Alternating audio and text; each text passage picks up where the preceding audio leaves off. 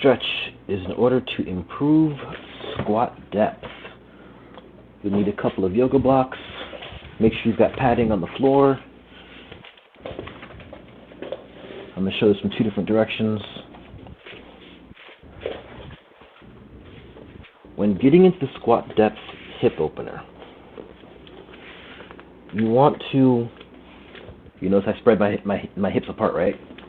You want to spread your hips apart while getting down into all fours, okay? And for a lot of people, the tricky part about this is going to be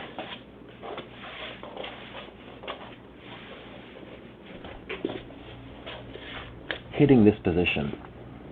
So you're going to want to make sure you have done your lat stretches first.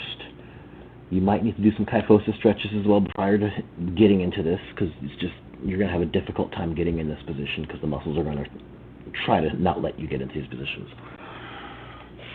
And what you want to do is, if it's something padded under your arms, this helps pretty good. I prefer the yoga blocks just because it allows this particular angle. If you notice, my spine is in a very extended position, almost like rounding out. Hey, throw it back, right? No qualms or shyness about this. The purpose of this is to help restore, much like the latissimus dorsi stretch, help to restore some of this thoracic movement in the spine. All right, we need thoracic mobility. It's necessary. Another way to do the thoracic in the spine is the cat-cow. I don't really use it very much, but it is a very necessary stretch for some people, especially if you're getting down into this position. So back to this position with the squat hip opener. A lot of people when they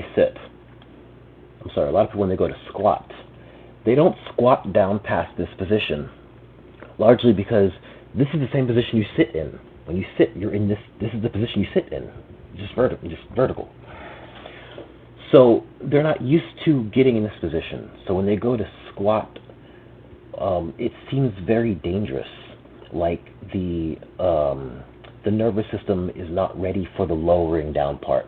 And in fact, most people, when they go to sit down into a chair, will plop down the last few inches. They don't control their descent into the chair. Let me show you what I mean. Using a bench, we'll consider this our average sit height.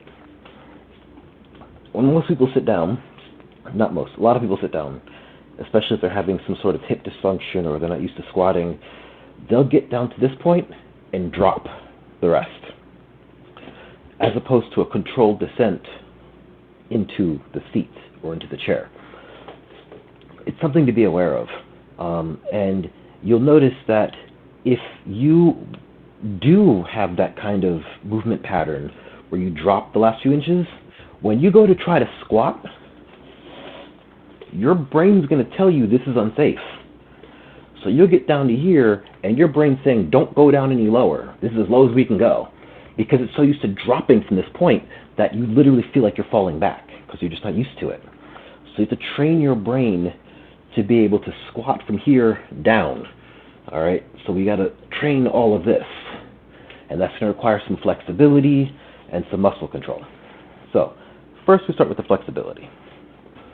So now we are back down to this position.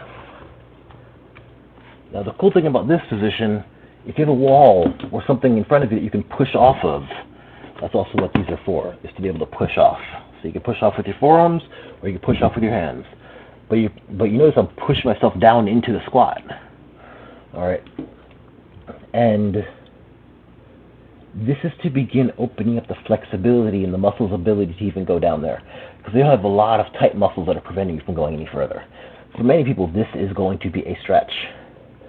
Especially from here, you're going to feel it all inside your groin, your inner thighs, through your glutes, even through your pelvic floor. A lot of people will feel this stretch pretty intensely. Take your time, work through it. No rush. I mean, take your time. If you need 10, 20 minutes to just work on this, go ahead and do that. It's perfectly safe and fine.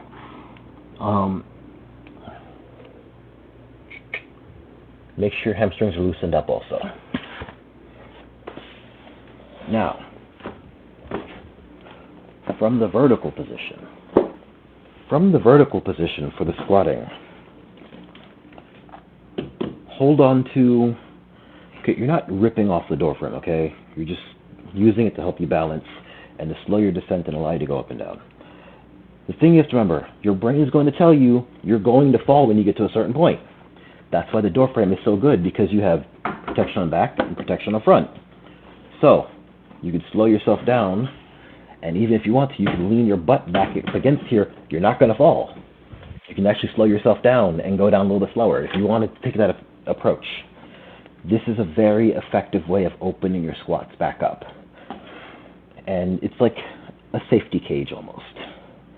So take advantage, work your squats down until you're nice and low, and you can get down here and lift yourself back up under the strength of your own legs. Practice 5 repetitions at a time, getting yourself down here if you're not used to it, and working yourself back up again. All right? Your distance away from this will force you to do more of the support on your own without relying on something behind you so you don't fall back. And that's your squat.